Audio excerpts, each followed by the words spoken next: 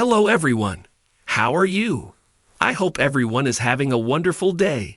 Welcome to my channel Days of Our Lives 24 and new video your favorite TV drama Days of Our Lives. Subscribe to my channel for more new episodes of Days of Our Lives and new news. In the upcoming episode of Days of Our Lives, Leo's excessive spending binge with Sloan's money, which generates issues and puts their relationship in jeopardy, presents a challenge to the relationship.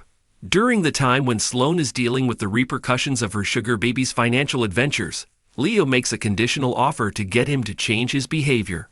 Sloan is required to return Nicole's sweetheart, while Sloan is contemplating the potential consequences of her actions and whether or not she would be forced to make a difficult choice due to her financial predicament. The exciting tale is developing. These are the spoilers and highlights for Days of Our Lives.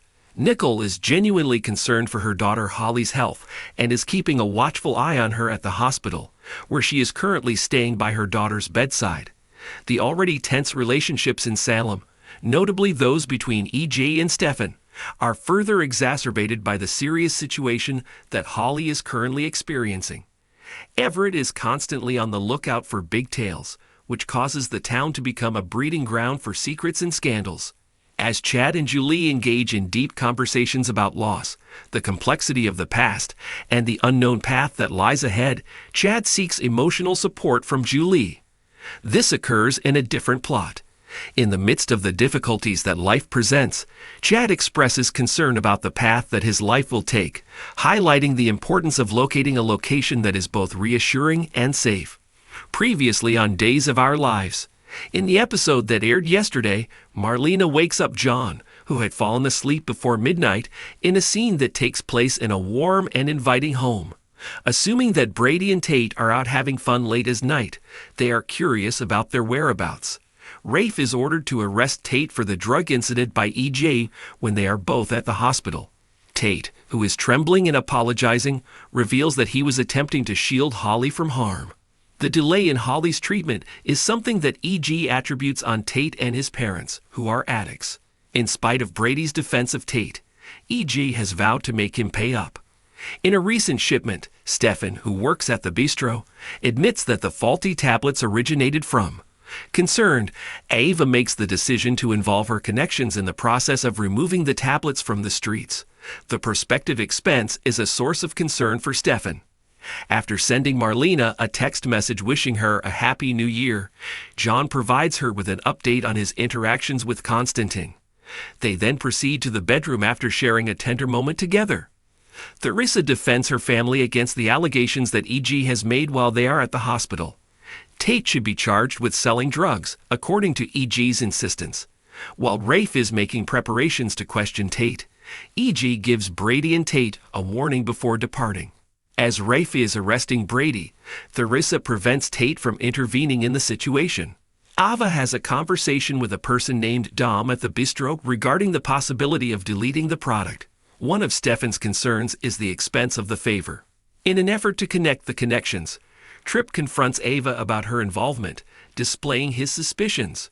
Tripp is adamant that Ava disclose the truth about her interactions with the Vitalis, despite Ava's attempts to explain the situation. Did Holly's overdose story and the character ending up in a coma catch you off guard when you first saw it in the script? I had no idea that was going to be happening. When I read the episode, I was a little confused because I didn't know that Holly had a drug problem or even was taking pills at that point. It wasn't really established, so it caught me off guard. I didn't know how to process it at first. I had a lot of questions and was confused about what was going to happen to her. Was she going to get better? How was she going to be if she wakes up from the coma? And then also navigating what it would feel like to wake up from a coma. There was a lot of prep work I had to do for it, and also the overdose scene itself. Does anything stand out about filming the scenes where Holly overdosed? I had to take these tablets that made me foam at the mouth, so that was a new experience for me. I've never had to do that before on camera. That was interesting.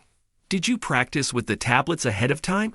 Yes, my lovely makeup artist, Karen Dahl, gave me the tablets, and we tried it out. I was like, oh, this is what it's going to feel like. This is weird. It was like a sweet, Salty taste. 2. I had to swish it around and then spit it out, and it naturally just foamed. During the take, I was on the cold ground and also seizing. We were able to do it. Get the foam and get the seizing. All of that in one take, which was great. It was interesting to do that since I've never experienced it before. Was it helpful playing these scenes with Jamie Martin Mann, Tate, and having his support, since you've worked together a lot and built a strong rapport? Yeah, and he was very scared during the scenes too. So seeing how he reacted, obviously in the scene my eyes were closed, so I couldn't see anything. But hearing him screaming Holly's name and crying and breaking down, it helped a lot. Tate had no idea what was even going on with Holly. He didn't know what the pills were, what she took. Nothing. Was it challenging to play something of this magnitude? Yes, it was, because personally, I've never experienced an overdose, thank God. And none of my friends have either. So I didn't really have anyone one-on-one I could talk to and ask what it feels like or what it looks like. I had to Google what an overdose looks like, how people respond to it, what your body does during it. I learned that it's like you're not in control of your body. It's just shaking and you're unconscious. During the scene, I had to get into that whole space and do whatever my body did on camera and hope that it looked real. Thankfully, it did look pretty real, and it was honestly kind of scary. I know that when my parents watch the episode, it's going to be tough and scary for them. It's going to be scary for a lot of parents in general to watch a kid overdosing on screen. It's awful. Were you pleased with the way the whole thing turned out when you actually got to see the finished product? I was pretty pleased with it, honestly. I was like, that looks freakishly real to me. I think the foaming helped a lot with it. It was a little fun for me to do, because I didn't know how it was going to be. And I was like, well, there's a first time to try everything and see if this is something I could act and do. I think everyone was pretty pleased with the performance too, which was nice. You mentioned going online to gather information. What were the most interesting things you uncovered through your research? It was painful to see videos of people going through overdoses and what happened to them. A lot of the research I did was when the paramedics get to the scene and what they have to do. Tipping the person's head back and making sure they can breathe. All of it was just scary and something I never want to ever experience in my life. Also with my research, seeing how common this is, I live in LA, and there's a lot of stuff that goes around that's laced with fentanyl and things like that I've heard about from my friends. After the research, I actually went online and got NARCAN certified.